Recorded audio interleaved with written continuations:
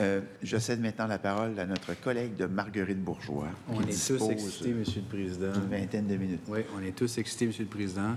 C'est le dernier bloc. Peut-être juste pour revenir sur les dernières paroles là, du ministre, juste pour mettre les choses en contexte, cependant, c'est que depuis la mise en place de lois pour l'équilibre budgétaire, etc., il n'y a jamais eu de déficit aussi gros par rapport au PIB que ce que nous avons vécu donc, dans les dernières années. Juste pour... Depuis avant, il n'y avait pas de loi et ça l'a débordé et ça l'a fait ce que ça l'a fait, mais après, il n'y a pas eu de... D'accord. Donc, c'est pas un déficit record. Bien, en fonction du contexte légal dans lequel nous vivons maintenant, oui. D'accord. Puis c'est les lentilles que je portais. Puis en passant, il y avait 3 de vos collègues qui portaient du rose cette journée-là. Donc, la thématique lunettes roses était peut-être appropriée, surtout qu'on a parlé tout à l'heure des prévisions, du taux moyen, des tarifs, et puis, évidemment, de l'aspect là, des revenus suite qui sont liés là, à l'inclusion, du taux d'inclusion sur le gain en capital. Mais ceci étant dit, je crois qu'on a quand même eu des raisons de s'inquiéter. C'est des chiffres qui parlent. Puis, comme ça m'a déjà été expliqué dans une ancienne carrière, il y aurait eu un deuxième 11 septembre suivant le 11 septembre. Les réactions de marché auraient été moindres.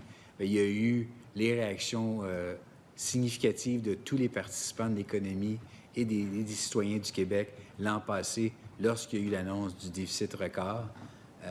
Faut croire que c'est comme un vaccin parce que les gens, cette année, ont moins réagi au déficit record de 13,6 milliards. Je pense que le facteur surprise l'an dernier, exact, c'était le coût des négociations avec le secteur public. Puis on pourra en reparler tout à l'heure parce que, justement, j'ai un 4e point que je veux discuter avec vous là-dessus. Mais étant donné qu'il me reste peu de temps, je vais y aller tout de suite avec les impacts que vous croyez qui pourraient être réalisés avec une abolition des barrières tarifaires spécifiques à celle du Québec, par exemple. Mais dans l'ensemble du Canada, ça représenterait combien pour le PIB du Québec? J'ai entendu toutes sortes de chiffres. Ça va de 1% du PIB à 4 de façon permanente. Je trouve que le chiffre de 4 est très ambitieux. Alors, moi, mes ambitions par rapport à ça sont modestes parce qu'on ne remplacera pas un marché de 500 millions d'habitants avec 40 millions d'habitants. Et donc, mes ambitions sont modestes, mais il faut néanmoins le faire. Il faut néanmoins augmenter la compétition. Il faut néanmoins reconnaître les ordres professionnels, les compétences, augmenter la compétition en construction, camionnage. On peut libéraliser l'alcool si on veut, mais c'est pas ça qui va créer de la valeur. Bref, moi, il faut le faire. Par exemple, si on augmente la compétition en construction, mais ça va faire baisser le prix, le PQI, on va pouvoir en faire plus. Peut-être que ça pourrait permettre d'ajouter des projets. Oui, mais je garde une certaine réserve sur les effets tangibles de tout ça.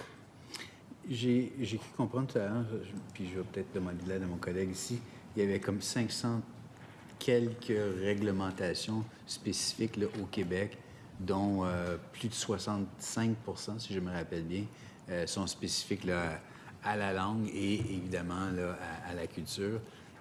Lorsque d'emblée, on s'entend tous là, que ça a été... c'est non négociable, ça va être non négociable. Il y a donc évidemment un enjeu. Vous parliez tout à l'heure de la construction. Ça va être une problématique d'avoir des gens qui peuvent venir de l'extérieur, mais qui ne parlent pas français pour coordonner des travaux sur les chantiers. Fait que j'essaie juste de voir dans quel secteur spécifique ou de quelle façon, peut-être générale, il y aurait moyen d'avoir une amélioration de notre produit intérieur brut au Québec avec l'abaissement des barrières tarifaires. Parce que je pense que c'est plus facile de l'imaginer dans les 9 autres provinces, là, entre eux, mais nous, spécifiquement au Québec. Bien, la plupart des gens qui regardent ça, parce que j'ai lu les études, ce serait le Québec qui aurait le plus à gagner Bien, au niveau d'augmenter la compétition, par exemple, dans l'industrie de la construction, au niveau du transport, encore une fois, reconnaissance des diplômes. Fait que je pense qu'il va falloir y aller étape par étape. Moi, je suis extrêmement positif pour le secteur de la construction, le secteur du camionnage, les reconnaissances de diplômes. Après ça, c'est plus marginal, là. Il n'y aura pas une pipeline demain matin, Est-Ouest, là. Ça prend des années construire des pipelines. On le voit, là. Il s'en construit un au fédéral présentement. Ça a pris des années puis des dizaines de milliards. Fait que il ne passera pas rien là. Livrer l'alcool de la Colombie-Britannique à la maison puis collecter la marge de la SAQ, ça ne générera pas de valeur. Fait que moi, construction, transport, reconnaissance des compétences, c'est les 3 secteurs là, que je... puis ça représenterait combien? J'ai pas de chiffre. OK. Je suis pas un expert du commerce interprovincial.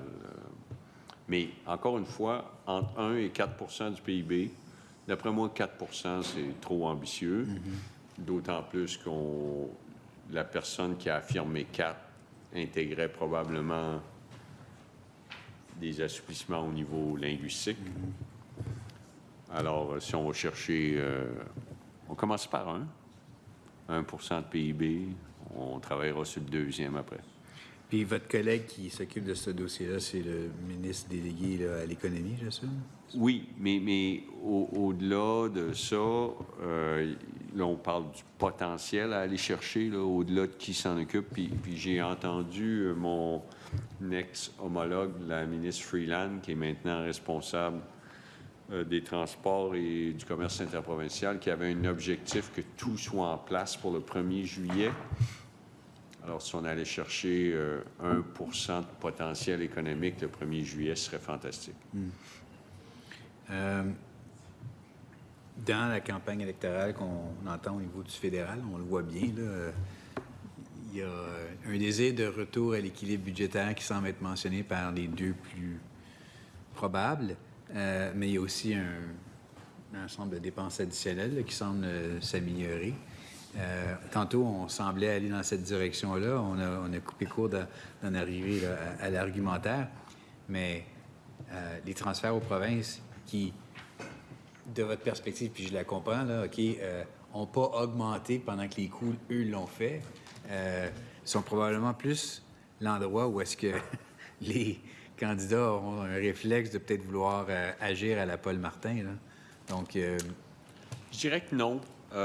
Si on prend l'histoire récente, là, dernier équilibre budgétaire au Canada, c'est l'année 14-15. Puis l'équilibre budgétaire a été accompli par le premier ministre Harper. Il n'y a eu aucune coupure de transferts fédéraux. Alors, ils ont vraiment contrôlé les dépenses fédérales parce qu'il n'y a eu aussi aucune coupure des transferts aux individus. Alors, ça, c'est pour l'orientation conservatrice. Au niveau... Alors, donc, il y aurait vraiment une réduction de la taille de l'État concentrée sur les dépenses fédérales. Au niveau du Parti libéral, ce que j'entends, c'est un peu en sous-titre, c'est qu'on viserait un équilibre dans les dépenses d'opération, puis qu'en fait, on sera en déficit une fois qu'on compterait les dépenses de capital. Alors, c'est pas la même chose que l'équilibre budgétaire. C'est l'équilibre budgétaire opérationnel. C'est donc une nouvelle définition de l'équilibre budgétaire qui est plus facile à atteindre. Mais... en général, un ministre des Finances ne choisit pas ses règles comptables. Et au fédéral, les dépenses d'infrastructures qui ne sont pas dans des infrastructures pour lesquelles le fédéral est propriétaire, ça passe directement en dépenses et donc, ça va dans le déficit. Fait que c'est à eux d'expliquer tout ça. Là. Excusez-moi, là, ça fait déjà plusieurs heures que je parle. Et donc, d'un côté, ce que j'entends, c'est une forme d'équilibre budgétaire qui n'est pas l'équilibre budgétaire. Puis de l'autre côté, je pense que la taille de l'État fédéral diminuerait grandement. Quand on pense justement à la gestion des dépenses, je regardais, il y avait un article en février qui était sorti à propos là, de l'approche Doge dans le gouvernement là, américain.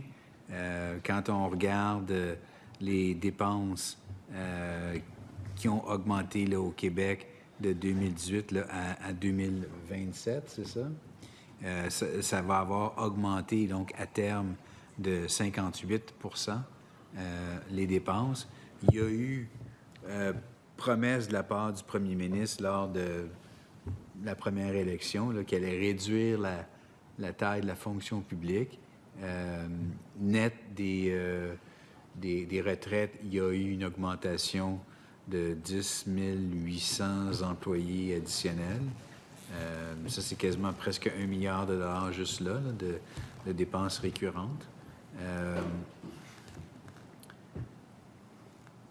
On parle de dépenses fiscales. On en a parlé pas mal de dépenses fiscales, là, qui est le programme qu'on a identifié sur une période de 5 ans.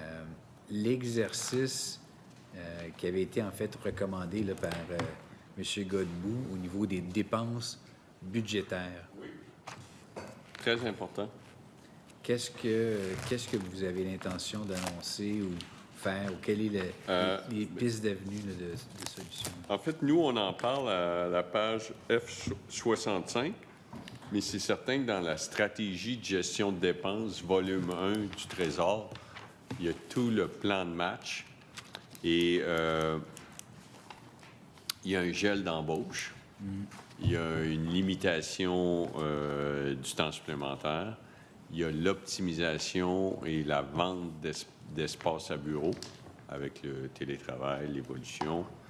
Il y a la possibilité aussi de regrouper des achats. Il y a toute la question du retrait de la main-d'œuvre indépendante dans le secteur de la santé, là, de ramener les employés qui sont dans les agences, dans le secteur privé. Et il y a la nécessité, puis là, l'an dernier, ça a fait beaucoup de bruit et les budgets n'ont pas été respectés.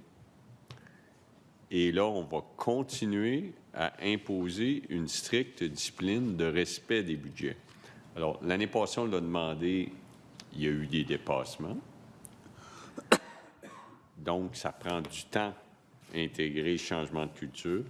Alors, les processus visant le respect des budgets de dépenses 25-26 sont resserrés et visent à respecter les cibles budgétaires. Et quand on regarde le budget, je vais faire des chiffrons là, du gouvernement du Québec, c'est 150 milliards. 150 milliards. Pour l'année... 10 milliards de services de dette. On peut voir ça comme ça. 150 milliards de dépenses de portefeuille, 10 milliards de services de dette. Ça fait 160 au total. Là. Voilà. Là, on coupe 1,2, 1,3 milliards. 2 3 milliards sur 5 ans. 3 milliards dans 5 ans. Donc, 2 des dépenses de portefeuille en 5 ans.